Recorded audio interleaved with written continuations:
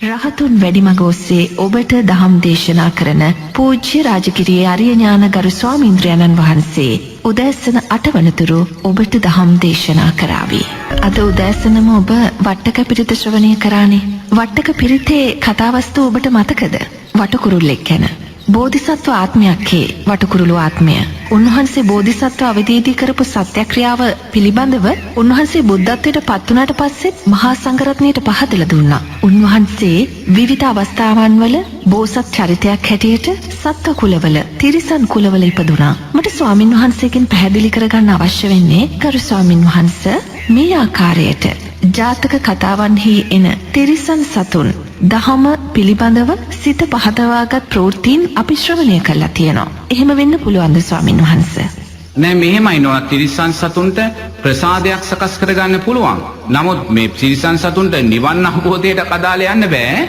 සීල සමාධි ප්‍රඥා මාර්ගයක් වැඩෙන්නේ නැහැ. ආරෂ්ඨාංගික මාර්ගයක් වැඩෙන්නේ නැහැ. නමුත් දැන් අපි හිතමු දැන් අර ඔයනි අවස්ථාවටපත් වෙච්ච ගෙම්බෙක් ගැන මං අහලා තියෙනවා සූත්‍රයක කියනවා. ආනන්ද ස්වාමීන් වහන්සේ හැමදාම උදේට බුදුරජාණන් වහන්සේ ඊට ඉස්සෙල්ලා දවසේ දේශනා කළා වූ සූත්‍රයන් සජ්ජායනය කරනකොට මේ හැමදාම උදේට මෙතන මේ කසල ගොඩක් තියෙනවා. මේ කසල ගොඩට එන ප්‍රේතයෙකුයි ප්‍රේතම්මා කෙනෙකුයි ඉන්නවා. එතකොට මේ ප්‍රේතම්මා මේ හඬ ශ්‍රවණය කරලා තේරෙනවද? පංච නීවරණ යටපත් වෙලා ඒ නිසා මෙයා දිව්‍ය ස්වභාවයන්ට පත් වුණා කියන විද්‍යාව තියෙනවා. ඒ වගේම ගෙම්බෙක් බණ කියන වෙලාවේ ඒ බණ ශ්‍රවණය කරලා නෙමෙයි, නුවණින් මෙනෙහි කරලා නෙමෙයි. දැන් කොතන හරි නෝනා අපි හිතමු දැන් මෙතන හිතන්නකෝ දැන් මෙතන රචින්න පෙට්ටියක් පත්තු කරනවා කියලා. රචින්න පෙට්ටියක් පත්තු කළොත් අපි තුල මොකද්ද සකස් වෙන්නේ? පංච නීවරණ. කාමච්ඡන්ද, ව්‍යාපාද, තීන මිද්ද, උද්ධච්ච කුක්කුච ඔය විසිරුණ ස්වභාවයක්, බය ස්වභාවයක් තමයි අපි සකස් කරන්නේ. තේරෙනවද? නමුත් මෙතන ඉඳන් අපි ගාන්ටාරයක් ගහනවා නම්, හේවිසියක් ගහනවා නම් අපි තුල වෙන දෙයක් සකස් වෙනවද? නෑ, අපි තුල සංහිඳුණු හිතක් තමයි සකස් වෙන්නේ. ඒතකොට නෝනා අධික සංගීත භාණ්ඩ යොදලා සින්දුවක් කියන තැනකුත්, ස්වාමින් වහන්සේ කෙනෙක් මිහිරි හඬකින් බණක් කියන තැනකුත් හිටියොත් හිත සංසුන් වෙන්නේ කොතැනද? ස්වාමීන් වහන්සේලා බණ කියන තැන නේද? ඒ වගේ අර ධර්මයේ ශ්‍රවණය කරනකොට ඒ ධර්මයේ තියෙනා වූ මිහිරි ස්වභාවයේ තියෙනා වූ සංයමය, ඒ තියෙනා වූ විනයකාමී බවට අර සතාගේ පංච නීවරණ යටපත් වෙනවා. එයා මේ හඬට හොඳින් කන් දීගෙන ඉන්නවා. නමුත් එයාට නුවණින් මෙනෙහි කරන්න එයා දක්ෂ නැහැ. ඒ කන් දීගෙන ඉන්නකොටම එයා යම් විදියකින් මැරුණොත්, මැරණ වෙලාවේ නෝනා ඊළඟ ප්‍රතිසන්දිය සුගතිගාමී සුඛසන්දියක් වෙන්න පුළුවන්. මොකද පංච නීවරණ යටපත් වෙච්ච හිතකුණුයි ඒ සතා මැරෙන්නේ. දැන් අර මල්ලිකා විසව අසිදිසි දාණය දීලත් පණුකුලේකයි ඉපදුනේ. තේන අසිදිසි දාණය කියන්නේ නෝනා මේ ශාසනයක එක්කනයි අසිදිසි දාණය දෙන්නේ. දෙන්නෙකුට ඒක දෙන්න බෑ. ඕනම ශාසනයක එක්කෙනයි අසිදිදානය පූජා කරන්නේ. ඒතකොට ගෞතම බුදුරජාණන් වහන්සේගේ ශාසනයේ අසිදිදානය පූජා කළේ කවුද? කොසල් රජුගේ මල්ලිකා බිසව. ඒකට නෝනා අනිවාර්යයෙන්ම බුදුරජාණන් වහන්සේ ඇතුළු රහතන් වහන්සේලා 509 ඉන්න ඕනේ. ඇත්තෝ 500 දෙනෙක් ඉන්න ඕනේ. රාජ කන්‍යාවන් 500 දෙනෙක් ඉන්න ඕනේ. එදා වියදම හැටියට කෝටි ගාණක් ධනයක වියදම් වෙනවා. ඒසා පින්කමක් කරලා, ඒසා අසිදිසි දාණය දීලා අවසානයේ මල්ලිකා බිසව මැරෙන වෙලාවේ කාමයේ වරදවා හැසිරීමේ චිත්තයක් මතුවලා පණුකුලයකටයි වැටෙන්නේ. ඒතකොට දැන් එයා පණුකුලයක ඉන්නවා, ගැඩවිල් කුලයක. සතියකට පස්සේ ගිහිල්ලා ශාස්ත්‍රීය දිව්‍යතලයක ඉපදෙනවා. ඒතකොට කෙනෙක් අහන්න පුළුවන් ගැඩවිලා කොහොමද දෙවියෙක් උනේ කියලා. ඒතකොට මේ ගැඩවිලා දෙවියෙක් උනේ නෝනා ඒ ගැඩවිලාගේ තියෙන අකුසල් චිත්තය නිසා උපාදාන පත්‍යා භව කියන ධර්මතාවයේ තුල ආයතෙන්ට වැටුණා. වැටුණත් මේ විඥානය කියන්නේ නෝනා ඇති වෙමින් නැති වෙමින් මැරෙමින් ගලාගෙන යනා උදයක්. ඒ ගලාගෙන යනා උදේ අතීතේ රුවගුණ, අතීතේ කුසල අකුසල් ශක්තියින් කැටි වෙලයි ගලාගෙන යන්නේ. එතකොට මේ පණුකුලේ පණුවා අතෙන්ට වැටිලා දවස් 7ක් යනකොට එයාගේ පින නිසාම එයාට එකපාරට ආලෝකයක් පේන්න පුළුවන්. ඒ ආලෝකයේ උපාදානය වෙච්ච ගමන් මැරෙද්දී එයා ශාස්ත්‍රීය දිව්‍යතලයක. මොකද අර පින නිසා මෙයාට එක ආලෝකයක් උපාදානය වෙන දෙයක් නුවණින් ගලපන්න බෑ ගැඩවිලාට. නුවණින් ගලපන මැරෙන වෙලාවේ මේ හිත අනිත්‍යයි කියලා දකින්න බෑනේ ගැඩවිලකට. නමුත් එයාට පංච උපාදානස්කන්ධයක් සකස් වෙනවා. ගැඩවිලාටත් ඇස කන නාසය දිව ශරීරය මනස ආයතන 6ක් තියෙනවා. මොකද ආයතන 6කින් තොර සත්වෙක් මේ ලෝකේ නැහැ. මොකද ඕනෑම සත්වෙක් පටිච්ච සමුප්පන්න ක්‍රියාවලියට යට. ආයතන 6 තුලින් පස්සේ සිද්ධ වෙනවා. පස්සේ නිසා වේදනාව සිද්ධ වෙනවා. මේ පටිච්ච සම්පන්න ක්‍රියාවලිය තුලයි ඕනෑම සත්වෙක් ගමන් කරන්නේ. එහෙනම් අර අසිසිසි දාණය දුන්නේ මල්ලිකා බිසව පණුකුලයක ඉපදිලා දවස් 7ක් යනකොට එයාගේ අතීත පුණ්‍ය ශක්තිය නිසා එයාට එකපාරට ආලෝකයක් තමයි සකස් කරලා පෙන්වන්නේ. ඒ ආලෝකේ උපාදානය කරගත්තම දිව්‍යතලයේ දිව්‍යාංගයක් වෙලා උපත්ය සකස් කරගන්නවා. කරු ස්වාමීන් වහන්සේ බුදුදහමට අනුව කෙනෙකුගේ ජීවිතයේ වැදගත්ම අවස්ථාව, වැදගත්ම මොහොත කුමක්ද ස්වාමීන් වහන්සේ? කෙනෙකුගේ ජීවිතයේ වැදගත්ම අවස්ථාව කියලා කිව්වොත් කෙනෙක් කියනවා ඉපදුන ඉපදුන අවස්ථාව උපන් දිනය තමයි මගේ ජීවිතේ වැදගත්ම අවස්ථාව කියලා. සමහරෙක් කියනවා මම විභාගයේ පාස් වුණ දවස තමයි විශ්වවිද්‍යාලයට ගිය දවස තමයි වැදගත්ම දවස කියලා. තව කෙනෙක් කියනවා මම විවාහ වෙච්ච දවසේ එහෙම නැත්නම් මම රැකියාවට ගිය දවස තමයි මගේ වැදගත්ම දවස කියලා. තවත් කෙනෙක් කියනවා මට මුල්ම දරුවා හම්බ වෙච්ච දවසයි මගේ ජීවිතේ වැදගත්ම දවස කියලා. නමුත් නෝනා ධර්මානුකූලව අපේ ජීවිතයේ තියෙන වැදගත්ම මොහොත අභියෝගාත්මක මොහොතම තීරණාත්මක මොහොත තමයි මරණය කියන තැන නෝනා. අපි ජීවිතේ හැම දෙයක්ම නිරතුරුව අපි සැලසුම් කරනවා. තේරෙනවද? ඉගෙන ගන්න කොහොමද? විශ්වවිද්‍යාලය යන්නේ කොහොමද? ගෙවල් දොරවල් හදන්නේ කොහොමද? දරුවෝ හදන්නේ කොහොමද? මේ සෑම දෙයක්ම අපි සැලසුම් කරනවා. මේවා ජීවිතේ අත්‍යවශ්‍යම දේවල්, අභියෝගාත්මක දේවල් කියලා හිතලා. නමුත් නෝනා මේ සියල්ලටම වඩා අභියෝගාත්මක දේ අනතුරුදායක දේ තමයි මරණය කියන කාරණය. මොකද මේ කොයි දේත් අධ්‍යාපනයෙන් අපි වැටුනොත් අපිට පල්ලෙහා රැකියාවක් කරගෙන හරි ජීවත් වෙන්න පුළුවන්. ගෙයක් දොරක් හදාගත්තේ නැත්නම් අපි කුලී ගෙයක හරි ජීවත් වෙන්න පුළුවන්. දරුවෙක් අපිට නැති වුණොත් අනුන්ගේ දරුවෙක් හදාගෙන හරි අපිට ජීවත් වෙන්න පුළුවන්. නමුත් මරණය කියන අභියෝගාත්මක අවස්ථාව, මරණය කියන තීරණාත්මක අවස්ථාව අපිට ජය ගන්න බැරි වුණොත් කල්ප ගණන් සතර අපායකට වැටුණු අවාසනාවන්තයෙක් බවටයි පත් වෙන්නේ. ඒ නිසා අපි දක්ෂ වෙන්න ඕනේ අපේ ජීවිතයේ ඉස්සරහා තියෙන බලවත්ම අභියෝගය, බලවත්ම මේ කාරණය මරණය කියන කාරණේ තීන්දුව කරගන්න. ඒ නිසා බුදුරජාණන් වහන්සේ දේශනා කරනවා ජීවත්ව සිටියදී මරණය සැලසුම් කරගන්න කියලා. මොකද අපි ජීවිතයේ සෑම දෙයක්ම සැලසුම් කරනවා. විභාගයට යන්නේ කොහොමද? අධ්‍යාපනය ලබන්නේ කොහොමද? මේ සෑම දෙයක්ම සැලසුම් කරත් අපි මරණය සැලසුම් කරගන්නේ නැහැ. සැලසුමකින් තොරවම අපි මරණයට වටිනවා. ඔය සතර අපායේ ජීවත් වෙන සෑම සත්වයක්ම මිනිස්සෙක් වෙලා ඉපදුන වෙලාවේ මරණය සැලසුම් කළේ නැහැ. සැලසුමකින් තොරව මරණයටපත් වුණා. අන්න සතර අපායට වැටුණා. දැන් ගොඩේමක් නැහැ.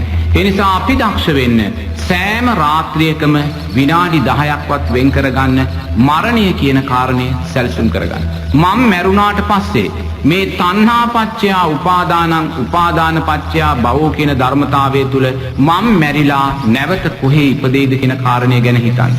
බුදුරජාණන් වහන්සේ ශ්‍රේෂ්ඨ මරණ පහක් ගැන දේශනා කරනවා. මේ ශ්‍රේෂ්ඨ මරණ පහෙන් එකක් අත්කරගන්නේ කොහොමද කියන කාරණේ හිතන්න.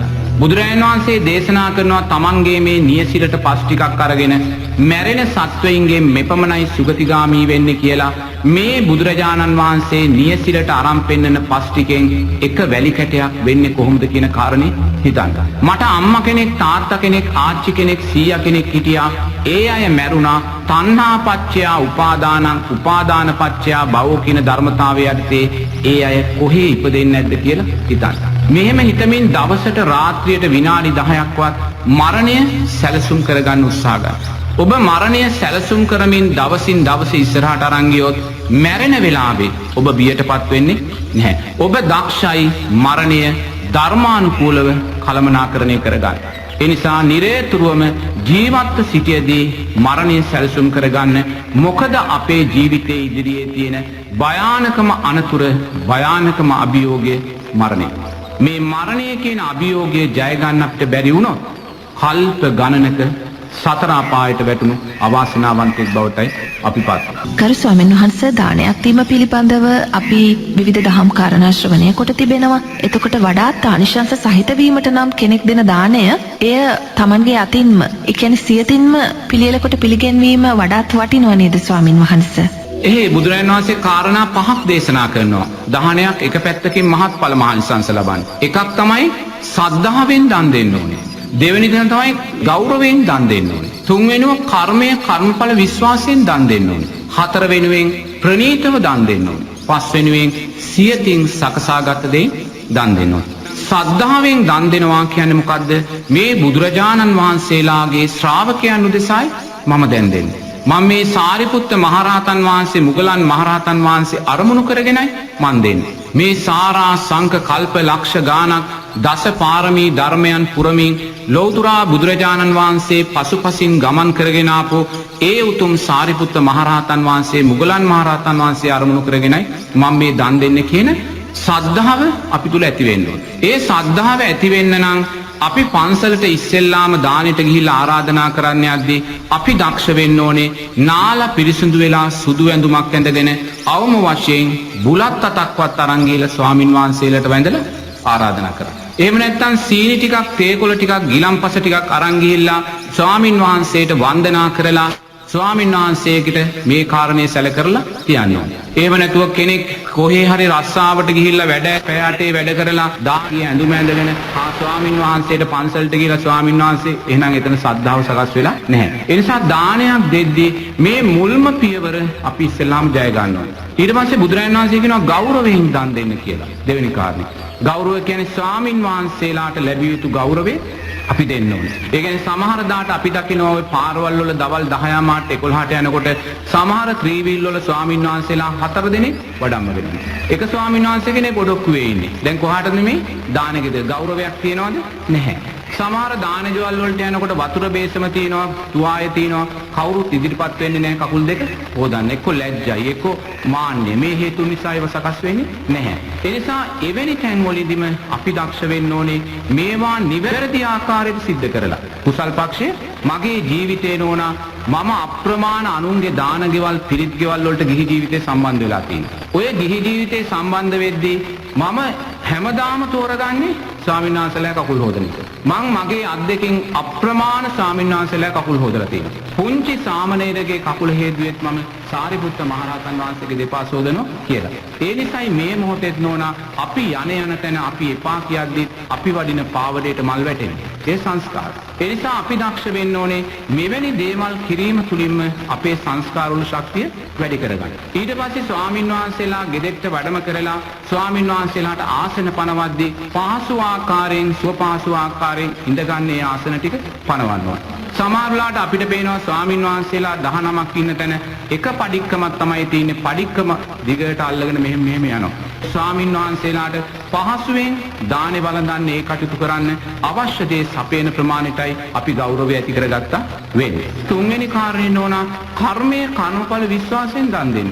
ඒ කියන්නේ Taman දකින්න ඕනේ දානීය දීම නිසා අපිට ලැබෙනා වූ ආනිසංස. දානීය දීම නිසා අපිට ලැබෙනා වූ ආනිසංස මොනවාද? ආයුෂ වර්ණයේ සැපේ බලය. ඉතින් මේ විශ්වාසය ඇතිවයි අපි දන් දෙන්න ඕනේ. ඉතින් ඒ විශ්වාසය ඇතුව අපි දන් දෙද්දී එක පැත්තකින් අපි ඇති කර ගන්න ඕනේ මම මේ දානීය පූජා කරන්නේ ඒ සාරිපුත්ත මහරහතන් වහන්සේ කොණ්ඩඤ්ඤ මහරහතන් වහන්සේගේ පැවතින ආර්ය මහා සංඝරත්නයට කියන විශ්වාසය ඇති කර ගන්න. විශ්වාසය ඇති කරගෙන අනිත් පැත්තෙන් අපි නිරතුරුවම දක්ෂ වෙන්න ඕනේ කර්මයේ කර්මඵල විශ්වාසය ඇති කරගෙන ඒ දානීය පූජා කරන්න. අනිත් එක දැන් හුඟක් වෙලාවට අපි දානි පූජා කරනකොට ස්වාමින් වහන්සේලාට මුදල් ඇල්ලෝ පූජා කරනවා. ඒක අපිට එපා කියලා කවදාකවත් කියන්න බෑ. මම ආරණ්‍යගත වෙලා මං කොහේ හරි කුටියක ඉන්න පුළුවන්. මට අවශ්‍ය දානි ටික මං පාත්‍රයක් අරන් ගියක් ඉස්සරහට ගිහලා මං සොයා ගන්නවා. නමුත් ඒ මගේ ජීවිතේ. නමුත් ශාසනයේ පැවැත්ම ශාසනයේ ආරක්ෂාව පිරිවෙන් පවත්වාගෙන යන ගිහි පින්වතුන්ලාගේ ඇවතුම් පැවතුම් මේ සියලුම ශාසනික සේවාවන් කරන්නේ පන්සලට. ඒ නිසා මේ ස්වාමින් වහන්සේලා කියනවා ලයිට් බිල මෙච්චරක් තියෙනවා, ටෙලිෆෝන් බිල මෙච්චරක් තියෙනවා, නඩත්තුව මෙච්චරක් තියෙනවා, බෙහෙත් ඔක්යන්න තියෙනවා කියලා අපිට ඒවා කිසිම දෙයක් ප්‍රතික්ෂේප කරන්න බෑ. ඒ නිසා යම් හේකින් ඔබලා දානීය වෙලාවේ ස්වාමින් වහන්සේට මුදල් පූජා කරනවා නම් කොයි වෙලාවකවත් ඒ මුදල් සංඝයා උදෙසා සාංගික කරන තැන තියන්න යන්න එපා. සාංගික කරන තැන අටපිරිකර ඇතුළු සිසු පිරිකර තියන්න ඒ මුදල් ඇල්ලොප් ටික වෙන කොහේ හරි තියලා තියන්න. තියලා ඒ සියල්ල සාංගික කරලාට පස්සේ ඒ මුදල් ඇල්ලුත් බෙදලා දෙන්න. නමුත් මම ඒක අනුමත කරන්නේ නැහැ. නමුත් ඒවා එපා කියලා අපිට කියන්න බෑ. නමුත් ඒ ආකාරයෙන් කරද්දී අපි සංඝයාවත් අපි අපහසුතාවටපත් නොකලා වෙනවා. Tamanගේ කුසල් ශක්තිය මතු කරනවා. එහෙම නැත්නම් අපි සාංගික කරන තැන ඇල්ලුත් ටික තියලා තිබ්බොත් සාංගික කරනවා කියන්නේ මොකද්ද? සාරිපුත්ත මහරහතන් වහන්සේට මුගලන් මහරහතන් වහන්සේට මේ දානි පූජා කරනවා. එහෙනම් සාංගික කරන තැන අපි ඇල්ලොප් තිබ්බා කියන්නේ අපි ඇල්ලොප් පූජා කළේ කාටද? එහෙනම් සංඝයා කෙරේ ශ්‍රද්ධාව සකස් වුණාද? නැහැ. චේතනාව සකස් වුණේ නැහැ. සංඝයා කියන්නේ කොයි වෙනි පිරිසක්ද කියලා චේතනාව සකස් වුණේ නැහැ. ඒ නිසා සාංගික කරන තැන හැම වෙලාවෙම අටපිරිකර ඇතුළු සෙසු පිරිකර තියන්න. ඇල්ලොප් තියෙනවා නම් ඒක අයින් කරලා තියන්න. මට මතකයි එක්තරා රාත්‍රියක එක ස්වාමීන් වහන්සේ කෙනෙක් මට අඬ ගහලා කිව්වා මං ගිහි කාලේ අනේ මහත්තයෝ මට හරි අකරතැබ්බයක් වුණා අද දවල්. මම මොකද ස්වාමීන් වහන්සේ? අද මං දානෙ ගෙදෙට්ට ගියා. මට දානෙ ගෙදර පළවෙනි බත්කට බලඳනකොටම එකපාරටම කෙස් ගහක් හැපුණා. මට අප්පිරියයි මං එතනින්ම දානෙ නැවතුවා. දැන් මං දානෙ ගත්තේ නැහැ. දැන් රෑ 7යි වෙලාව. අනේ මහත්තයෝ මට පුළුවන් නම් කෑම පාර්සලයක් ගෙනත් දෙන්න කියලා. එදා පසළොස්වක පොයේ දායක් කඩවල් වහලා තිබ්බේ. මම ගෙදෙට්ට ඇවිල්ලා මට බෙදලා තිබ්බේ බත් කෑමක ගිහිල්ලා පූජා කළා. පූජා කළා මම කඩෙන් අර ග්‍රෑම් 100 බිස්කට් පැකට්ටයක් කාලා මම නිදාගත්තා. නමුත් මම ඒ වෙලාවේ හිතන්න ගියේ නෑ විනය මොකද්ද ස්වාමින් වහන්සේ හරිද වැරදිද කියන කාරණේ මං හිතන්න ගියේ නැහැ. මං කලේ මගේ බත් පිඟාන අතහැරලා මට තියෙන කුසල් ශක්තිය මං ගත්තා. තේරෙනවද? ඒ කුසල් ශක්තිය අරගෙන මං අද මෙතන ඉන්නවා. ඒ ස්වාමීන් වහන්සේ කොහේ ඉන්නවද කියලා කියන්න මම දන්නේ නැහැ. තේරුණාද? ඒ නිසා අපි හැම වෙලාවම දක්ෂ වෙන්න ඕනේ ස්වාමින් වහන්සේලා තුලිනුත් ගන්න තියෙන උපරිම කුසල් ශක්තිය අපි මතු කරලා ගන්න. එතනදී හැම වෙලාවම අර සාංගික කරන කාරණේදී මුදල් ඇල්ලොප් එතන තියන්න එපා. ඒ කටයුතු ඉවර කරලා ඒවා බෙදලා දෙන්න. නමුත් ඒක මම අනුමත කරන්නේ නැහැ. ඉතින් එතන තමයි කර්මය කර්මඵල විශ්වාසය. ඊළඟට බුදුරජාණන් වහන්සේ දේශනා කරනවා ප්‍රණීතව දන් දෙන්න කියලා. එක දෙවි කෙනෙක් එනවා බුදුරජාණන් වහන්සේ ළඟට. එයා අද කහ පාටින් ආලෝකේ පතුරවගෙන ඉන්නේ. හෙට එයා එනවා නිල් පාටින් ආලෝක පතුරවගෙන. අනිත් පාටින් එයා එනවා රතු පාටින් ආලෝක පතුරවගෙන. බුදුරජාණන් වහන්සේ කියනවා මෙයා කැමැති දේ ප්‍රණීත ආකාරයට දන් දුන්න කෙනෙක්. ඒ කියන්නේ ප්‍රණීත ආකාරයෙන් දන් දෙනකොට කැමැති දේවල් අපිට දැන් අපි මේ සමාජයේ කොච්චර ශාස්ත්‍රීය මිනිස්සු ශාස්ත්‍රීය ජීවිත ගත කරන අය ඉන්නවද? නානා ප්‍රාක ගෙවල් මාලිගා වගේ වාහන නේද? මොනවද මේ? සංසාරේ ප්‍රණීතව දන් දුන්නා. කැමැති ආකාරයට කැමැති දේ දන් දුන්නා. කැමැති දේ දන් දුන්නාම කැමැති ශාස්ත්‍රීය භාවයන් ආලෝකයන් ප්‍රභාෂර භාවයන් අපිට ලැබෙනවා. ඒ නිසා ප්‍රණීතව දන් දෙන්න කියලා කියනවා. ස්වාමින් වහන්සේලාට කොලෙස්ටරෝල් තියනවද දියවැඩියාව තියනවද කියලා ඔබලා බලන්න යන්න ඕනේ නැහැ. තේරුණාද? එහෙම තියනවා කිව්වොත් ඊට අදාළ දේ හදලා දෙන්න. එහෙම නැත්නම් ඔබ දක්ෂ වෙන්න ප්‍රණීතව දන් දෙන්න. මොකද මේ දෙන දේ ඔබටමයි ලැබෙන්නේ. පස්වෙනි කාරණය සියතින් සකසාගත් දෙයින් දන් දෙන්න.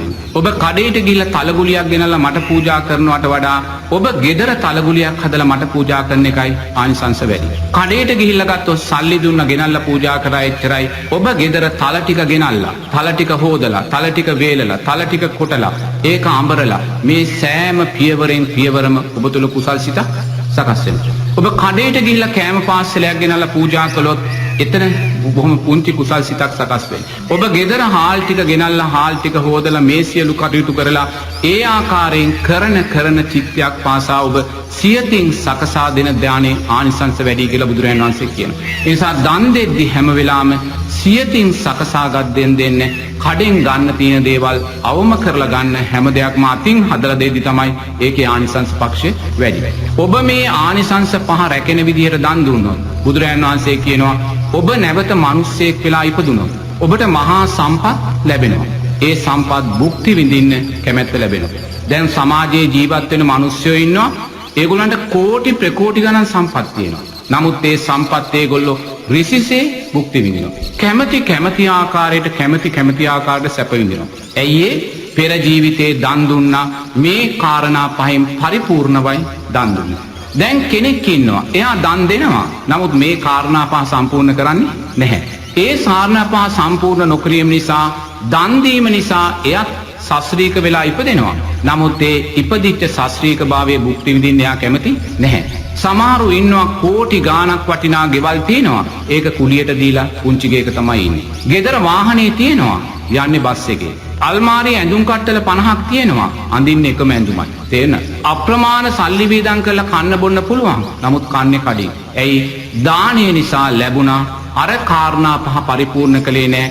ලැබිච්ච දේ විඳින්න පින නැහැ. ඒ නිසා බුදුරජාණන් වහන්සේ කියනවා දානයක් දෙද්දී 1 සද්ධාව, 2 ගෞරවය, 3 කර්මය කර්මඵල විශ්වාසය, 4 ප්‍රණීතව දන් දෙන්න, සියතින් සකසා දන් දෙන්න. එයයි දානේ ලෞකික සැපේ ලබන්න පුළුවන් පැත්ත. අවබෝධයෙන් දන් දෙමු.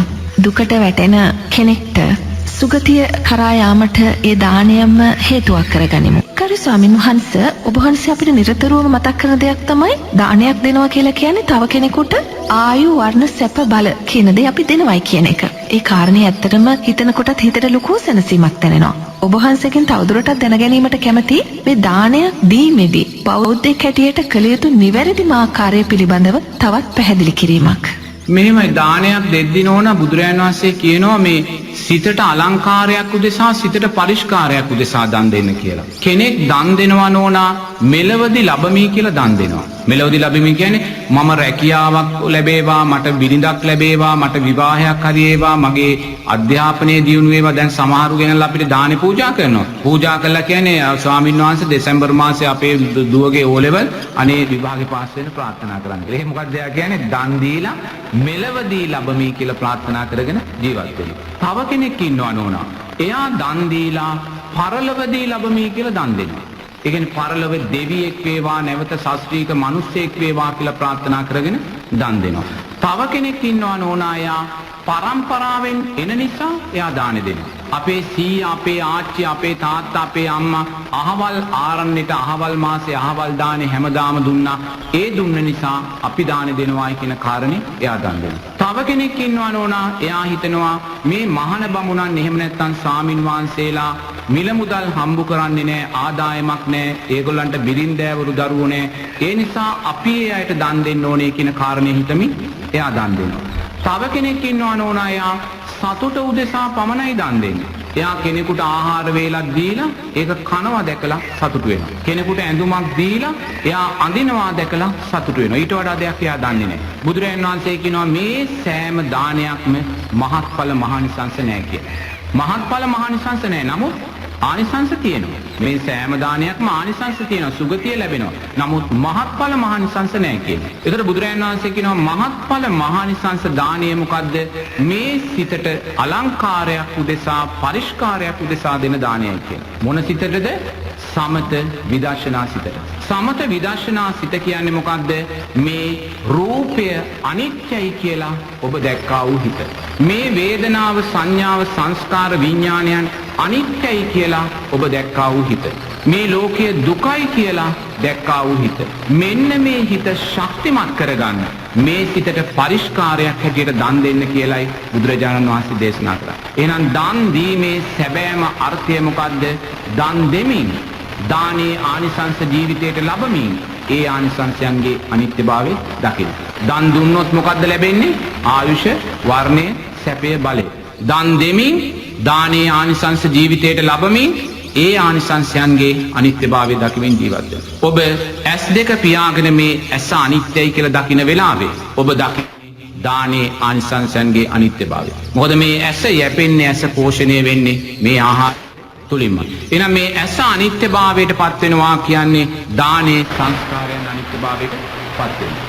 ඒ නිසා දන් දෙමින් දානෙන් ආයුෂ වර්ණයේ සැපේ බලයේ ජීවිතයට ලැබමින් ඒ ආයුෂ වර්ණයේ සැපේ බලයේ අනිත්‍යයි කියන දකින මොහොතේම ඔබ දානය නිසා මහත්ඵල මහානිසංස ලබාගත් කෙනෙක් බවට පත් වෙනවා. ඒ නිසා මේ ගිහි ජීවිතයේ ගිහි පින්වතුන්ලාට දානය අත්‍යවශ්‍ය දෙයක්. දාණයෙන් තොරව මේ ධර්ම මාර්ගය අපිට ඉස්සරහට යන්න බැහැ. අපි යම් දවසක මේ ඇස මට අයිති නැහැ කියලා අතහැරෙන්නේ. මේක පටිච්ච සමුප්පන්නව ලැබුණු දෙයක් බව Taman දකින්න. නාම රූප පත්‍ය නාම රූප නිසා සකස් වුණා වූ සලආයතන. එහෙම පටිච්ච සමුප්පන්නව දැකලා මේ ඇස කෙරේ තියෙන තෘෂ්ණාව අතහැරෙන්න ඕනේ. එහෙනම් කවදා හරි මේ ධර්ම මාර්ගයේ අපි උතුම් චතුරාර්ය සත්‍ය අවබෝධ කරනවා කියන්නේ මේ ඇස පටිච්ච සමුප්පන්නව මට අයිති නැහැ කියලා එයා දකිනවා. හේතුඵල ධර්මයක්. එහෙනම් මේ ඇස මට අයිති නැහැ කියලා අත්හැරෙන්න යන ගමනක් නම් අපි යන්නේ. සාක්කුවේ තියෙන පර්ස් එකේ තියෙන රුපියල් 100 දානිය උදෙසා අත්හැරින්න කැමති නැත්නම් අපිට මේ ගමන යන්න පුළුවන්ද? බැහැ. ඒ සමාජයේ සමහරුන්ගේ මතයක් තියෙනවා අපි භාවනා කරන අය අපි දන් දෙන්නේ නැහැ කියලා. එහෙම පිරිසක් සමාජයේ ඉන්නවා. නමුත් ඒ ප්‍රකාශයේ ධර්මයට කොතනකවත් ගැලපෙන්නේ නැහැ. මොකද අනාගාමී ඵලයට උප්පත්ත උග්ග ගෘහපතිවරයා දන් දුන්නා. වේලුකණ්ඨගේ නන්ද මාතාව අනාගාමී ඵලයටපත් වෙලා දන් දුන්නා. විසාකාව අනේ පිළිසිතුමා සෝවාන් ඵලයටපත් වෙලා අප්‍රමාණ දන් දුන්නා. එහෙනම් ධර්ම මාර්ගයේ ගමන් කරද්දී මම භාවනා කරන කෙනෙක් මම දන් දෙන්නේ නැහැ කියනවා ඒක සම්පූර්ණයෙන්ම ධර්මයට පටහැනි දෙයක්. ඒ නිසා දානය අත්‍යවශ්‍යයි මේ ගමනේදී. දානෙන් තොරව යමිට ගමන යන්න බෑ. මොකද මුලින්ම අපි තෘෂ්ණාව කියන දේ ඡය කරගන්නේ අතේ තියෙන මුදල කැප කරලා. එතනින් තමයි අපි පටන් ගන්න ඕනේ. ඒ නිසා එක පැත්තකින් අපි දක්ෂ වෙන්න ඕනේ හැකිතා දන් දෙමින් ඒ දානයේ සංස්කාරයන් අනිත්‍යයි කියන කාරණේ ජීවිතයට එකතු කරගන්න. එහෙම නැත්නම් දාණයෙන් අපිට ආයුෂ වර්ණයේ සැපේ බලය ලැබෙනවා. ඔබ දන් දෙන්න හොරනම් ඔබ ආයුෂ වර්ණයෙන් සැපේ බලයෙන් හීන වෙනවා. ආයුෂ වර්ණයෙන් සැපේ බලයෙන් හීන වුණොත් අපිට ආරෂ්ඨාංගික මාර්ගය තුල ගමන් කරන්න පුළුවන්ද? ගමන් කරන්න බෑ. එහෙනම් ප්‍රඥාව කියන කාරණය ඇති කරගන්න නම් නිරතුරුවම අපි සංස්කාරයන්ගේ අනිත්‍යභාවය දකිමින් දන් පූජා කරන්න දක්ෂ වෙන්න. ගෞරවනීය ස්වාමින් වහන්සේ නිරතුරුවම කුසල කර්මයන් ප්‍රගුණ කරන කෙනෙකුගේ අවසන් මොහොතේ චුතිසිත පුංචි පමාවකදී වෙනස් වෙන්න පුළුවන්. එහෙම වෙනස් වෙලා දුගතිගාමී වෙන්න පුළුවන්ද? අනිත් කාරණේ ස්වාමින් වහන්සේ අශෝක අධිරාජයා ඊටමත් කෙටි කාලයකට පිඹුරු කුලයක ඉපදුනා උත්පත්තිය ලැබුවා කියලා අපි දන්නවා. බොහෝ කුසල් රැස් කරපු කෙනෙකුට එහෙම දුගතිගාමී වෙන්න සිද්ධ වුණොත් නැවත සුගතිගාමී වීම සඳහා ඔහු තුල තියෙන පුණ්‍ය ශක්තියින් අවදි කරගන්න හැකියාවක් නැති වුණොත් දිගින් දිගටම එවන් දුගතිගාමී තත්වයක සිටින්නට ඒ කෙනාට සිදු වෙයිද? ඒක කියන්න බෑ නෝනා. දැන් අපි කියමු දැන් කෙනෙක් ඉන්නවා දන් දුන්නා නමුත් කර්මඵල විශ්වාසයක් තිබ්බේ නැහැ. එයා කැලේක අලියෙක් වෙලා ඉපදෙනවා. නමුත් දැන් කැලේ ඉන්න අලියා තුලින් කවදාකවත් කුසල් පක්ෂයක් වැඩෙන්නේ නැහැ. මොකද කැලේ ඉන්න අලියා හැම වෙලාවෙම ද්වේෂය තුලින් අනුන්ගේ වගා පාලු කරලා මිනිස්සු මරලා අනුන්ව බීතියටපත් කරලා අනිත් සතුන් බීතියටපත් කරලා එයා ද්වේෂය තුලම තමයි යා ජීවත් වෙන්නේ. එතකොට එයාට නැවත සුගතියක් ලැබෙන්නේ නැහැ නෝනා. නමුත් තවත් කෙනෙක් ඉන්නවා. ඒ අලියා පින් ශක්තිය නිසා එයා දේවාලයක නැත්තම් පන්සලක තමයි එයා හැදෙන්නේ. දේවාලේ පන්සලේ හදන ඇලියා බුදුන් වන්දනා කරනවා, මල් පූජා කරනවා, ධාතු කරුණුන් වහන්සේ වඩමනවා, දාස් ගණන් මිනිස්සයාට සාදුකාර දෙනවා. මිනිස්සයා ඇසුරේ තමයි හැදෙන්නේ. මේ හේතුව නිසා එයාට ඊළඟ ජීවිතේ මනුස්ස ජීවිතයක් ලබා ගැනීමේ හැකියාව තියෙනවා. එතකොට එහෙමනම් හැම කෙනාටම මේ தත්ත්වෙ නැහැ. ඒ ඉපදිච්ච තැන අලෝභ, අද්වේෂ, අමෝහයන් වැඩෙන තැනක් නම් ඊට අදාළව එයාගේ ප්‍රතිසන්දිය සුගතිගාමී වෙන්න පුළුවන්. එහෙම නැත්නම් අපි പ്രേත ලෝකෙට වැටුණොත් එතන වැටෙන්නේ ලෝභ, ද්වේෂ, මෝහයමයි. කොච්චර පිනක් තිබ්බත් විපාකෙට එන්න විදියක් නැහැ. නමුත් පරදත්ත රූප ජීවී බවට පත් වෙනවා. ඒ වගේ මිත්‍යා දෘෂ්ටික යක්ෂ කණ්ඩායමකට වැටුණොත් අපිට නැවත ගොඩ එන්න පුළුවන්කම නැහැ. ඒ වගේම දරුණු සතෙක් වෙලා ওই කොටියා කියන්නේ සිංහයා කියන්නේ පෙර ගොඩක් දන් දීපු අය. නමුත් ඒගොල්ලන්ට කවදාකවත් ගොඩ ඒමක් නැහැ. මොකද ඒගොල්ලෝ නිරතුරුවම සත්ව ඝාතනය තුලයි ජීවත් වෙන්නේ. ඒ නිසා අපි එතෙන්ට වැටුණාට පස්සේ අපි තුලින් වැඩෙන්නා වූ ධර්මතාවයන් කුසල් අකුසල් මත තමයි අපිට ඒකෙන් ගැලවෙන්න පුළුවන්කම ලැබෙන්නේ. අපි වැටුණ තැන අප්‍රමාණ සත්ව ඝාතන කරන තැනක් නම්, සිල්පද බිඳෙන තැනක් නම්, ලෝභ ද්වේෂ මෝහයන් වැඩෙන තැනක් නම් අපිට මතුවීමට අවස්ථාවක් දෙන්නේ නැහැ නේද? ඒව ඉතින් කවදා හරි දවසක අපි ගොඩාපු දවසට තමයි මතුවලා ඉන්නේ. එතකම් මතුවෙන්නේ නැහැ. ගරු ස්වාමින් වහන්සේ සමාධිමත් සිතක් ඇති කරගන්න උත්සාහ කරන කෙනෙකුට එල්ලවන බාහිර බාධක කොයි ආකාරයකටද අපිට පැහැදිලි කරගන්න පුළුවන්? ඒ බාහිර බාධක හුඟක් වෙලාට අමනුෂ්‍ය බලවේග තමයි හුඟක් වෙලාට වැටෙන්නේ. අමනුෂ්‍ය බලවේග වැටුණත් එවැනි මේ මාර්ගයේ වඩන කෙනාට ඒ අමනුෂ්‍ය බලවේගය ගණන් ගන්නේ නැහැ.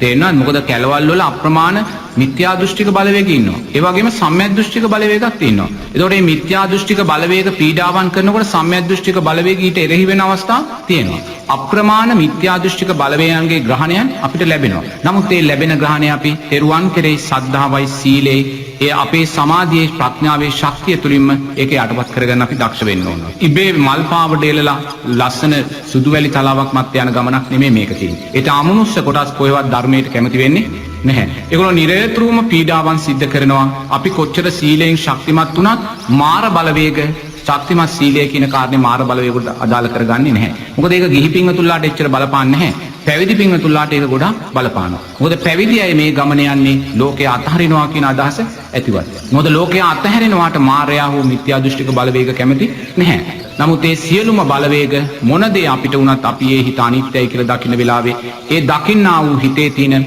ශක්තියෙන් ඒ බලවේග පරාජයපත් වෙලා ඉතින් අපි භික්ෂුවක් හැටියට අපි ඒව පරාජය කරන්නේ නෝනා. බුදුරජාණන් වහන්සේට කරුණ කියලාවත් කර්ණීය මෙත්ත සූත්‍රයේ කියලාවත් නෙමේ ඒ දැක්කා වූ හිත අනිත්‍යයි කියලා දැකලා. එතනින් තමයි අපි ඒව দমনය කරගන්න අපි ශක්තිය ඇති කරගන්නේ. එහෙම නැතුව ගිහි අයට අමනුෂ්‍යයේ ප්‍රශ්නයක් තියෙනවා අපි කියනවා කර්ණීය මෙත්ත සූත්‍රය කියන්නේ එහෙම කියන්නේ කියලා. පැවිදි ජීවිතේ අපි මෙන්න ඕන අපි ඒවා ධර්මයේ තුලින්ම ඒ හිතේ අනිත්‍යභාවය දකිමින්ම රූපේ අනිත්‍යභාවය දකිමින්ම අපිව පරාජය කරන්න දක්ෂ වෙනවා. ස්වාමීන් වහන්සේ සිරස FM පන්සිල් මළුවට ලැබුණු ප්‍රශ්නයක් මේ ඔබ වහන්සේට ඉදිරිපත් කිරීම සඳහා සෑමදා පින් වැඩෙන ක්‍රියාවන් මොනවද කියලා ස්වාමීන් වහන්සේ මේ ප්‍රශ්නයෙන් විමසනවා. සෑමදා පින වැඩෙන පින්කම් තමයි අටමහා කුසල් කියන්නේ. තේරෙනවද? දැන් අටමහා කුසල් වලට අයිති ඔය අෂ්ට පරිස්කාර පූජාවන්, කටින පින්කම්, ඒ වගේම බුදු පිළිම වහන්සේලා පින්කම්, ඒ කියන්නේ කුටි පූජා කිරීම පින්කම්, පන්සල් හැදලා පූජා, වැසිකිලි කැසිකිලි පූජා, එවැනි පූජාවන් තුලින් ඕන ඒවා නිරේතුරුවම කෙනෙක් පරිහරණය කරනවා. මොකද ඒවා නිරේතුරුව පරිහරණය වෙනකොට ඒවා තුලින් සැනසෙල්ලක්, කායික සැනසෙල්ලක් ලබන කෙනා නිසාම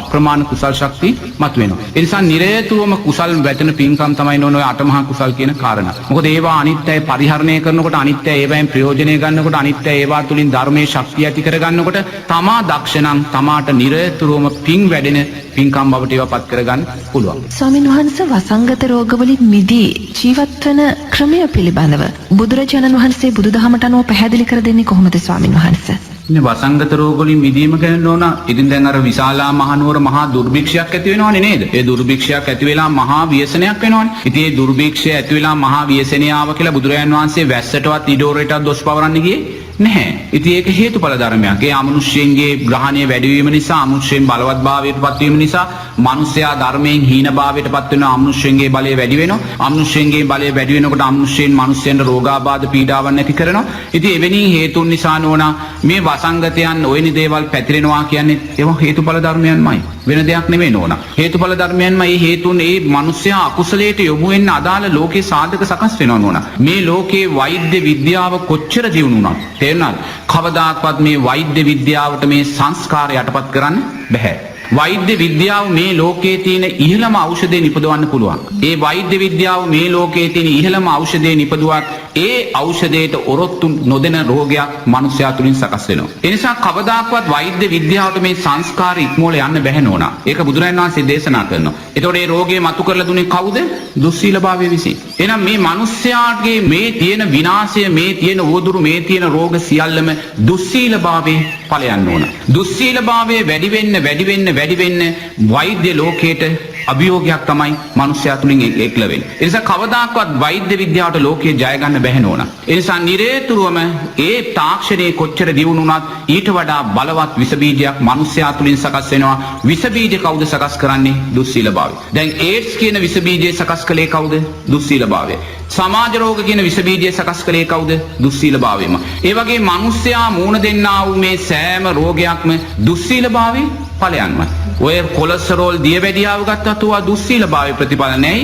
රසය කෙරේ තියෙන තෘෂ්ණාව වැඩි. මේ රසයේ අනිත්‍යභාවයන් දකින්නේ නැහැ. අකුසල් මූලයන් වැඩි. ලෝභ ද්වේෂ මොහෙන් වැඩි. ඒ නිසාම දුස්සීලභාවයේ විසින්ම මනුෂ්‍යයාගේ රෝගාබාධයන් වැඩි කරනවා නෝන. ඔන්න දැන් කියනවා අහවල් රටේ කිරිපිටි වල මෙහිම වෛරසයක් කියලා මුළු සත්තු ටිකම මරලා දානවා. එහෙනම් කියනවා අහවල් රටේ ඔන්න කුකුලන්ට මෙහෙම රෝගයක් හැදිලා පැතිරිලා යනවා කියලා. බුල්ඩෝසර් වලින් වලවල් හාරලා තමයි කුකුළු මරලා දාන්නේ. එතකොට මේ පැත්තෙන් අකුසලයක් විපාක දෙනකොට ඒ අකුසලයේ නිසා තව බරපතල අකුසල් කළා සමාජයේ. ඕක තමයි ලෝකේ කියන්නේ නෝනා. ඔයින් තොරව ලෝකයක් දකින්න බෑ. අකුසල් කරන්න මේවයි ස්වභාවය වැඩි වෙනවා නෝනා. ඉතින් එහි ස්වභාවයයි දකින්න නිසා වසංගත කියන්නේත් නෝනා මනුස්සයාට තව අකුසල් සිද්ධ කරගන්න ඇති වෙන්නා වූ දේවල්මයි. ඒ අකුසල් වැඩිපුර සිද්ධ කරන්න හේතුව සකස් කරන්නේ කවුද? දුස්සීලභාවය විසින්. එහෙනම් මේ ලෝකයේ තියෙන ශ්‍රේෂ්ඨම ඖෂධය සිල්පද පහ නෝනා. සිල්පද පහට වඩා ශ්‍රේෂ්ඨ ඖෂධයක් මේ ලෝකේ නැහැ. ඒ නිසා මේ ලෝකේ මොන ඖෂධ ගත්තත් වැඩක් නැහැ. සිල්පද පහ දුර්වල කරගන්න ඕන. කවුරු හරි මොන ඖෂධ ගත්තත් සිල්පද පහ දුර්වල කරගෙන මේ ජීවිතේ සැනසෙල්ල ඉපදුනත් ඊළඟ ජීවිතය වැටෙන්නේ සතර අපායට. ඒ නිසා මේ ලෝකයේ තියෙන ශ්‍රේෂ්ඨම නිරෝගීභාවය, ශ්‍රේෂ්ඨම ශක්තිය තමයි මේ සිල්පද පහ කියන කාරණා. ඔබ සිල්පද පහ ආරක්ෂා කරගෙන මේ ලෝභ, ද්වේෂ, මෝහ අකුසල් වලින් බැහැර වෙලා ජීවත් වුණොත් ඒ කුසල් ශක්තිය විසින්ම අතීත අකුසල් පවා යටපත් කරන්න ඔබට පුළුවන්කම තියෙනවා. එතනයි අපි හිත පිහිටන්නේ. එහෙම නැත්නම් වෛද්‍ය විද්‍යාවෙන් මේ ලෝකේ ජය ගන්න කවදාකවත් බෑ නෝන. එහෙම හිතන්න පුළුවන් කෙනෙක් වෘත්තීය මමත්වයේ දැඩිභාවය නිසා අපිට මේ ලෝකයේ සූපත් කරන්න පුළුවන් කියලා. නමුත් ලෝකයේ සූපත් කරන්න හදන සෑම කෙනෙක්ම රෝගීභාවයට අදාළ සංස්කාරයන් තුලයි ජීවත් වෙන්නේ. එයාත් කවදා හරි අංශභාග හැදිලා රෝගී වෙලා ලෙඩ ඇඳේ ඉඳලා මැරෙන ස්වභාවයෙන් ඉඳගෙන තමයි එයා ලෝකයේ සූපත් කරන්න යන්නේ. ඒ නිසා නිරේතුරුව අපි දක්ෂ වෙන්න ඕනේ.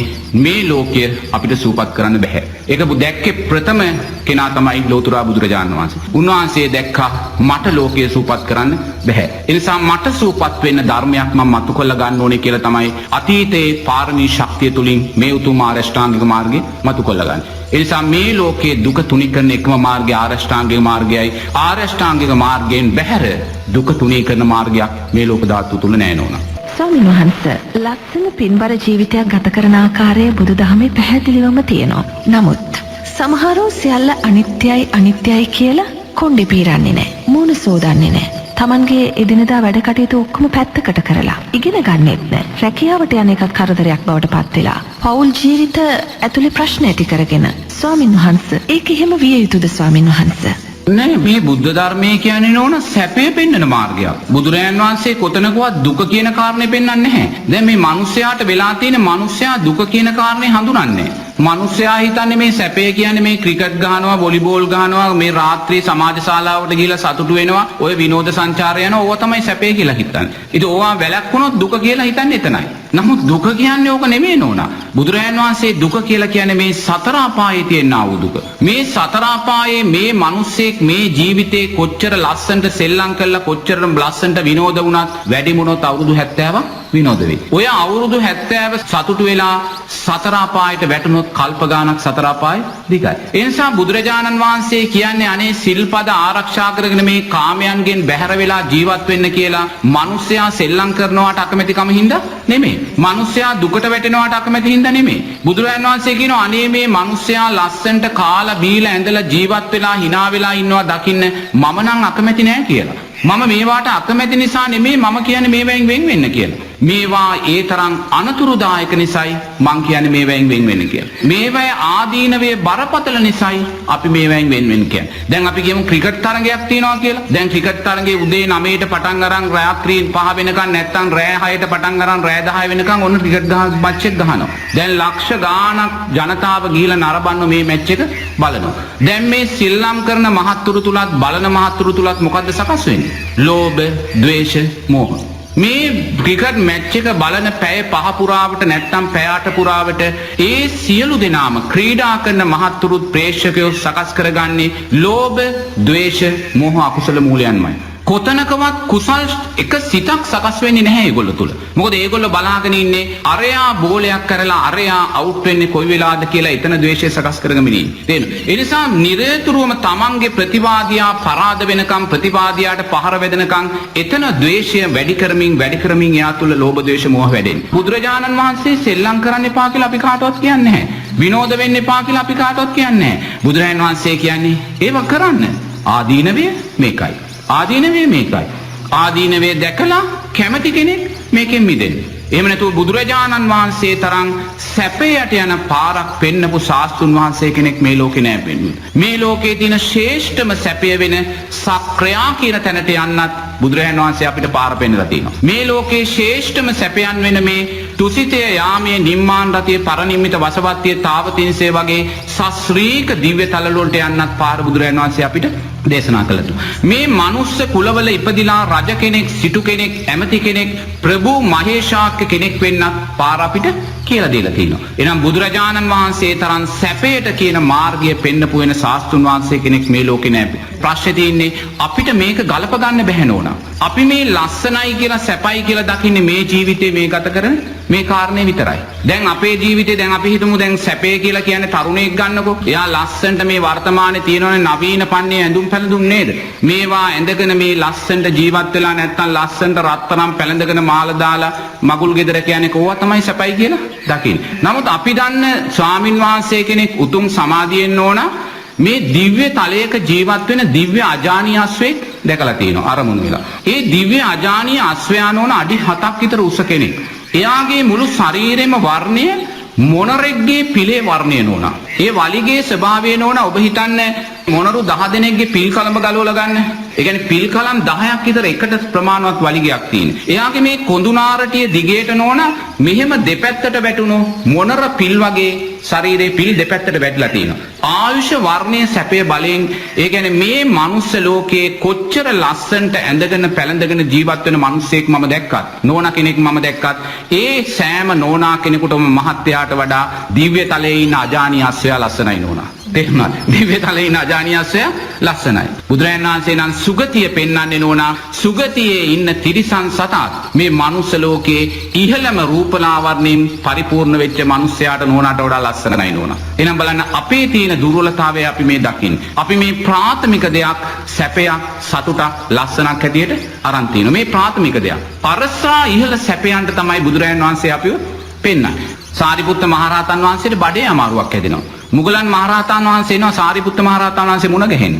ඇවිල්ලා අහන ඔබ වහන්සේට මේ බඩේ අමාරුව මීට ඉස්සෙල්ලා හැදුනාම ඔබ වහන්සේ වැළඳුවේ මොනවද කියලා. එතකොට සාරිපුත්ත මහරහතන් වහන්සේ කියනවා මම නෙළුම් මල වැළඳුවා කියලා. ඒ වෙලාවේ මුගලන් මහරහතන් වහන්සේ එ르දියෙන් දිව්‍ය තලයට පැන නගිනවා. ගිහිල්ලා අනෝතත්ත විල්තරට යනවා. අනෝතත්ත විල්තරට යද්දී දිව්‍ය ඇතුන් අනෝතත්ත විල්තරේ නානවා. ඒ දිව්‍ය ඇතුන්ට කියනවා මට සාරිපුත්ත මහරහතන් වහන්සේට පූජා කරන්න නෙළුම් මල අවශ්‍යයි කියලා. එතකොට අර දිව්‍ය ඇතුන් අනෝතත්ත විලෙන් නෙළුම් මල ගලවලා සුද්ධ කරලා හොදලා මිටියක් කරලා මුගලන් මහරහතන් වහන්සේට දෙනවා. දුන්නා මුගලන් මහරහතන් වහන්සේ ඒ මිටි අරගෙන ගෙනල්ලා සාරිපුත්ත මහරහතන් වහන්සේට පූජා කරනවා. එහෙනම් නෝනා දිව්‍ය තලවල දිව්‍ය සතුන් ඉන්නවායි කියන කාරණය සම්පූර්ණයෙන්ම ඇත්තක්. සමහර දිව්‍ය ඇතුන් ඒගොල්ලන්ගේ මේ දල් වලට රත්තරන් කොපු දාලා මේ නලයට නලල් පට දාලා මේ කකුල් වලට ගෙජ්ජි දාලා එහෙම තමයි ඒගොල්ලෝ පහළ වෙන්නේ. එහෙ පහළ වෙනකොටම. ඉතින් ඒසා ශාස්ත්‍රීය තන බුදුරජාන් වහන්සේ සුගතිය කියලා පෙන්වන්නේ ඔය සැපේටයි නෝන. නමුත් අරසා සැපයක් ලෝකේ තියෙද්දි අපි මේ සැපේ කියලා අල්ලන් ඉන්නේ මොකද්ද? මේ විනෝද වෙලා తాවකාලික සතුටක් ලබන මේ පුංචි සැපය. නමුත් මේ తాවකාලික සතුටෙන් ලැබෙන පුංචි සැපය අවසානයේ අපිව බරපතල අකුසලකයි අරන් යන. ඒ නිසා බුදුරජාණන් වහන්සේ තරම් ලෝකයාට සැපයට යන පාර පෙන්නුව වෙන ශාස්ත්‍රුන් වහන්සේ කෙනෙක් මේ ලෝකේ නෑ නෝන. ඒ නිසා අපි කියන්නේ මොකද්ද? මේ මනුස්ස ලෝකේ ජීවත් වෙන රූමත්ම කාන්තාව කවුද? ඊට වඩා ලස්සන දිව්‍ය අජානීය අස්ය දිව්‍ය තලේ ඉන්නවා. එතෙන්ටයි අපි යන්න ඕනේ. ස්වාමීන් වහන්සේ පන්සිල් මළුවට ලැබුණු ප්‍රශ්නයක් දිව්‍ය තලයක යම් සත්වයෙකු ලෙස හෝ උත්පත්තිය ලැබීමට දිව්‍ය ලෝක අරමුණු කොට භාවනා කරන්න ඕනේද කියලා තමයි මේ ප්‍රශ්نين විමසන්නේ. නෑ. ඒ දිව්‍ය තලයේ සත්වෙක් කියලා ඉපදෙන්නේ නෝන සිල්පද මිදගත්ත අය. ඒ දිව්‍ය තලයේ සත්තු වෙලා ඉන්නේ සිල් රැක්ක අය නෙමෙයි. ඒගොල්ලෝ සිල්පද බින්දලා නමුත් පින්කම් කරලා. දැන් වර්තමාන සමාජයේ ඉන්නවනේ පින්කම් කරනවා සිල්පද රැකින්නේ. ඒගොල්ලෝ සිල්පද රැකෙන්නේ නැතුව පින්කම් කරලා මැරෙන වෙලාවේ පින උපාදානිය වුණොත් ඒ දිව්‍ය තලයේ දිව්‍ය තිරිසන් සතෙක් වෙලා ඉපදෙනවා. මේ මනුස්ස ලෝකේ දිව්‍ය තිරිසන් සතුන් ඉන්නවා. ඒගොල්ලෝ නෝන ආයුෂ වර්ණයෙන් සැප. ඒගොල්ලන්ගේ ශරීර නිකන් වෙල්වට් රෙද්දක් වගේ ග්‍රීස් පැහෙන් ලස්සනට දිදුලනවා. මුළු ශරීරෙම තෙල් වැగిරෙනවා වගේ. ඒගොල්ලන්ගේ තම්බුරුළු මහ පොළොවේ ගෑවෙන ප්‍රමාණයට විශාලයි. ඒසා ශාස්ත්‍රීය සත්තු. තේරෙනවද? දැන් ඔය අපි ඔය සමහර ඔය කතරගම දෙවියන්ට කන්න ලව් කරනකොට කියන්නේ මැණික් ගඟට හරක් රැළට අධිග්‍රහිත කතරගම දෙවියෝ කියලා කියනවා නේද? එතකොට මේ හරක් රැළ කියන්නේ මොකක්ද? ඒ හරක් රැල් කියන්නේ නෝනා ඔය මේ හම්බන්තොට පැත්තේ කතරගම පැත්තේ අර ගොම ගොඩේ මුත්‍රා ගොඩේ läගලා ඉන්න හරක් නෙමෙයි. ඒ හරක්ට දෙවියෝ දිවෙස්සලායිද දෙවි කෙනෙක්? ඒවත් නෙමෙයි. ඒ හරක් ගාලා කියන්නේ අර දිව්‍ය ස්වභාවයේ හරක්. ඒගොල්ලෝ දෙවියන් ආශ්‍රිතව දෙවියන් ඇති දැඩි කරන දෙවියන් ඒවෙන් ඵල ප්‍රයෝජන ගන්න හරක් ඒගොල්ලෝ. ඒ දිව්‍ය ස්වභාවයේ හරක් රැල්ලට තමයි කතරගම දෙවියෝ අධිග්‍රහිතයි කියන්නේ. දිවෙස්සලනවා කියන්නේ. ඒ නිසා දිව්‍ය සතෙක් වෙලා උප්පත්තිය ලබන්නේ සිල් බිඳගත් පින්කම් කරපු කෙනෙක්මයි. සිල් රැක්ක පින්කම් කරපු කෙනෙක් කවදාකවත් දිව්‍ය සතෙක් වෙලා උපදින්නේ නැහැ. ගරු ස්වාමින් වහන්සේ පුත්කලේ නිරතුරුවම ආර්ය අෂ්ටාංගික මාර්ගය මෙනෙහි කළ යුතුයි. එම ගමන් මාර්ගයේ යන්නට උත්සාහ කළ යුතුයි කියන කාරණය අපි අවබෝධ කරගෙන තියෙනවා. ගරු ස්වාමින් වහන්සේ මේ ආකාරයට මේ පිළිබඳව මෙනෙහි කළ යුත්තේ ඇයි? ලෝතුරා බුදුරජාණන් වහන්සේ නමක් මේ ලෝකෙට පහළ වෙන්නෙම මේ උතුම් ආර්ය අෂ්ටාංගික මාර්ගය දේශනා කරන්න. තේරෙනවද? මේ ආර්ය අෂ්ටාංගික මාර්ගය තමයි නෝනා දුක තුනී කරන මාර්ගය. ලෞකික ජීවිතේ ලෞකික දුක තුනී කරන්නත් ලෝකෝත්තර ජීවිතයේ උතුම් ඵලයන් කරා යන්නත් දෙකටම හේතු වෙන්නේ මේ ආර්ය අෂ්ටාංගික මාර්ගය. ඒතකොට ආර්ය අෂ්ටාංගික මාර්ගය නෝනා ලෞකික ආර්ය අෂ්ටාංගික මාර්ගය ලෝකෝත්තර ආර්ය අෂ්ටාංගික මාර්ගය කියලා කොටස් දෙකකට බෙදෙනවා. තේරෙනවද? ඒතකොට අපි මුලින්ම මේ ධර්ම මාර්ගය තුල ගමන් කරනකොට නෝනා ලෞකික ආර්ය අෂ්ටාංගික මාර්ගය තුලයි ජීවත් වෙන්නේ. ඒතකොට ලෞකික ආර්ය අෂ්ටාංගික මාර්ගයේ සම්මා දිට්ඨිය කියලා කියන්නේ මොකද්ද? තෙරුවන් කෙරෙහි සද්ධාව, කර්මය, කර්මඵල විශ්වාසය, මැරිලා හේතුඵල ධර්මයන් අනුව නැවත ඉපදිනවා කියන විශ්වාසය, දන් දුන්නොත් සිල් රැක්කොත් එහි ආනිසංස තියෙනවා කියන විශ්වාසය, අම්මා තාත්තාගේ ගුණයන් තියෙනවායි කියන විශ්වාසය. දැන් ඔබතුමිය ඔය විශ්වාසය තුල ජීවත් වෙනවද? ජීවත් වෙනවා නම් ලෞකික සම්මාදිට්ඨිය තුල ජීවත් වෙනවා. එතකොට නෝනා ඔබතුමිය ලෞකික සම්මාදිට්ඨිය තුල ජීවත් වෙනවා නම් ඒක ඔබතුමියට සැපක්ද දුකක්ද? සැපයක්. දැන් ඔබ තුල තෙරුවන් කෙරෙහි සද්ධාව නැත්තම්, කර්මය කර්මඵල විශ්වාසයක් නැත්තම්, අම්මා තාත්තාගේ ගුණ හඳුනන්නේ නැත්තම්, දන් දුන්නොත් සිල් රැක්කොත් ආනිසංස තියනවා කියලා දන්නේ නැත්තම් ඔබතුමිය නිතරම අකුසලයේ තුලයි ජීවත් වෙන්නේ. ඊළඟට සම්මා සංකප්පය. සම්මා සංකප්ප කියන්නේ අවිහිංසා සංකප්ප, අව්‍යාපාද සංකප්ප, නෙක්ඛම්ම සංකප්පය. ඔබ අවිහිංසාව තුල ජීවත් වෙනවා නම්, අව්‍යාපාදයේ තුල ජීවත් වෙනවා නම්, නෙක්ඛම්මයේ අතහැරීම මොනවද අතහරින්නේ? ලෝභ, ද්වේෂ, මෝහයන් අතහැරලා අලෝභ, අද්වේෂ, අමෝහයන් තුලට එනවා. ඔබ එහෙනම් මේ අවිහිංසාව තුල, අව්‍යාපාදයේ තුල, නෙක්ඛම්මයේ තුල ජීවත් වෙනවා නම් සැපද්ද දුකද්ද? සැපයක්. එහෙනම් මේ සැපයට තියෙන මාර්ගය. ඊළඟට බුදුරජාණන් වහන්සේ දේශනා කරන සම්මා වාචා, යහපත් වචන. ඔබ බොරු කියන්නේ නැත්නම්, පරුෂ වචන කියන්නේ නැත්නම්, සම්පප්පලාප කියන්නේ නැත්නම් ඔබ තුල දුකක්ද සැපක්ද ඇති වෙන්නේ? සැපයක්. ඊට පස්සේ සම්මා කම්මන්තෝ. ඔබ සතුන් මරනවා නම්, ඔබ සොරකම් කරනවා නම්, කාමයේ වර්ධවා හැසිරෙනවා නම් ඔබ සැපෙන්ද දුකෙන්ද ජීවත් වෙන්නේ? දුකෙන්. නමුත් ඔබ සතුන් මරන්නේ නැත්නම්, සොරකම් කරන්නේ නැත්නම්, කාමයේ වර්ධවා හැසිරෙන්නේ නැත්නම් ඔබ සැපයක් ලැබෙන්නේ. සම්මා ආජීවෝ කියන්නේ මොකද්ද? වැරදි ආජීවයෙන් මිදෙනවා. ඔබ මත් වතුර විකුණනවා නම්, වෙඩි බෙහෙත් විකුණනවා නම්, වස විස විකුණනවා නම්, මස් මාංශ විකුණනවා නම්, වහල් වෙළඳාම, සත්ත්ව වෙළඳාම කරනවා නම් ඔබ සැපෙන්ද දුකෙන්ද ජීවත් වෙන්නේ? දුකෙන්. නමුත් ඔබ මේ වයින් මිදිලා සම්මා ආජීවයේ තුල ජීවත් වෙනවා නම් එය සැපයක්ද දුකක්ද? සැපයක්. ඊළඟට සම්මා වායාමෝ. සම්මා වායාමෝ කියන්නේ නෝනා කළා වූ කුසල් තව ශක්තිමත්ව කරනවා. නොකළා වූ කුසල් අලුතෙන් කරන්න පටන් ගන්නවා. කළා වූ අකුසල් අයින් කරලා දානවා. නොකළා වූ අකුසල් කරන්නේ නැහැ. ඔබ කරන්නා වූ කුසල් තව තව ශක්තිමත්ව කරද්දී, නොකළා වූ කුසල් තව තව මතු කරලා ගනිද්දී සැපක්ද දුකක්ද සකස් වෙන්නේ? සැපක්. ඔබ කරන්නා වූ අකුසල් අඩු කර ගනිද්දී, නොකළා වූ අකුසල් කරන්නේ නැති වෙද්දී සැපක්ද දුකක්ද සකස් වෙන්නේ? සැපයක්. එහෙනම් සම්මා වායාමෝ කියන්නේ සැපයට ඇති මාර්ගයක් නෝනා. ඊට පස්සේ සම්මා සමාධි. සම්මා සමාධි කියන්නේ ඔබ පංච නීවරණයන් යට කරගෙන ජීවත් වුණොත්. ඒ කියන්නේ ඔබ තුල කාමච්ඡන්දයන්, ව්‍යාපාදයන්, තීන මිද්ද, උද්ධච්ච කුක්කුච්ච, විචිකිච්ඡා කියන කාරණා යටපත් වෙලා තියෙනවා නම් සැපයක්ද දුකක්ද? සැපයක්. සම්මා සතිය කියන්නේ නෝනා එයා දුක දේ දුක හැටියට දැකලා ජීවත් වෙනවා. අසුබ දේ අසුබ විදියට දැකලා ජීවත් වෙනවා. අනාත්ම දේ අනාත්ම විදියට දැකලා ජීවත් වෙනවා. දුක දේ දුක හැටියට දැක්කනම් අපි කවදාක්වත් අපි සතු දේ වෙනස් වෙනකොට අපි දුකටපත් වෙනවද? නැහැ. අසුබ දේ අසුබ හැටියට අපි දැක්කනම් අපේ දේ අසුබභාවයට පිළිකුලටපත් වෙනකොට අපි දුකටපත් වෙනවද? නැහැ. අනාත්ම දේ අනාත්මභාවයට දකිද්දී අපි තුල තියෙන දේ වෙනස් වෙනවා නම් අපි කවදාකවත් දුකටපත් වෙනවද? නැහැ. එහෙනම් නෝනා සම්මා සතිය තුල ජීවත් වෙද්දී ඒක සැපයට තියෙන මාර්ගය. ලෞකික ආරෂ්ඨාංගික මාර්ගය සැප ලැබෙනා වූ මාර්ගය. නමුත් මේ ලෞකික ආරෂ්ඨාංගික මාර්ගයේම ලෝකෝත්තර නුවණින් දකිද්දී අන ලෝකෝත්තර ආරෂ්ඨාංගික මාර්ගය සපත. දැන් ඔබතුමී හිතන්නේ දැන් ඔබ මේ ලෞකික ආරෂ්ඨාංගික මාර්ගයේ තියෙනා වූ සැපය දැකලා ඔබ ලෞකික ආරෂ්ඨාංගික මාර්ගය තුල ජීවත් වෙනවා. ඒතකොට ලෞකික ආරෂ්ඨාංගික මාර්ගය තුල ජීවත් වෙනකොට ඔබ තුලින් වැඩෙන්නේ මොකද්ද? කුසල් පක්ෂයමයි වැඩෙන්නේ. ඒතකොට කුසල් පක්ෂයේ වැඩෙන්න ඔබ කොහාටද යන්නේ? සුගතියට. නමුත් ඒ සුගතිය කියන දේ නිට්ටයද අනිත්‍යද? අනිත්‍යයි. මේ කාරණා තුලින් වැඩෙන්නා වූ සුගතියට අදාළ සංස්කාරයන් අනිත්‍යයි කියලා දකින වෙලාවේ ලෝකෝත්තර සම්මාදිට්ඨියට පත් වෙනවා. ලෝකෝත්තර ආරෂ්ඨාංගික මාර්ගයට පත් වෙනවා. මේ ලෝකයේ තියෙන සැප වැඩෙන මාර්ගය ආරෂ්ඨාංගික මාර්ගයයි. එහෙනම් ඔබට අද දවසේ ජීවිතේ ප්‍රශ්නයක් ගැටලුවක් මතුවෙනවා නම් ඒ ප්‍රශ්නය ගැටලුව මතුවෙච්ච තැනදී ඔබ හොයන්නවා ප්‍රශ්නය කොතනින්ද ආවේ කියන කාරණේ නෙමෙයි. ඔබ දකින්න ඕනේ ඔබ අද ආරෂ්ඨාංගික මාර්ගයේ හිටියේ නැහැ කියන කාරණා. ඔබ අද ආරෂ්ඨාංගික මාර්ගය තුල හිටියා නම් ඔබට ප්‍රශ්නයක් මතුවෙන්න තැනක් නැහැ. ආරෂ්ඨාංගික මාර්ගය තුල හිටියා කියන්නේ ඔබ සතිය තුල හිටියා. සතිය තුල හිටියා නම් ඔබ හේතුඵල ධර්මයන්ට අනුව ධර්මයට අනුව ලෝකය බලන්න, ලෝකය ගලප ගන්න, ලෝකය දකින්න දක්ෂයි. ඒ නිසා නුනා බුදුරජාණන් වහන්සේ කියනවා මේ ආරෂ්ඨාංගික මාර්ගය තමයි ගිහි පින්වතටත්, පැවිදි පින්වතටත්, ලෞකික ජීවිතයටත්, ලෝකෝත්තර ජීවිතයටත් එකම සැප ඇති මාර්ගය කියලා. අද දවස ඔබේ ජීවිතේ තවත් වටිනාම දවසක් වේවි. වටිනා දහම් කරුණු වලින් පෝෂණය වෙච්ච ඔබේ මනස තව දුරටත් ඔබව දුගතියෙන් ඈත් කරાવી. සුගතිගාමී වන්නට උත්සාහය, අධිඨන, උත්ථාන වීරිය ඔබ තුල ඇති කරගන්න. තවත් කෙනෙකුට මේ සුන්දර ගමන් මාර්ගය, බුදුදහමට පිවිසෙන මාර්ගය පිළිබඳව කියලා දෙන්න.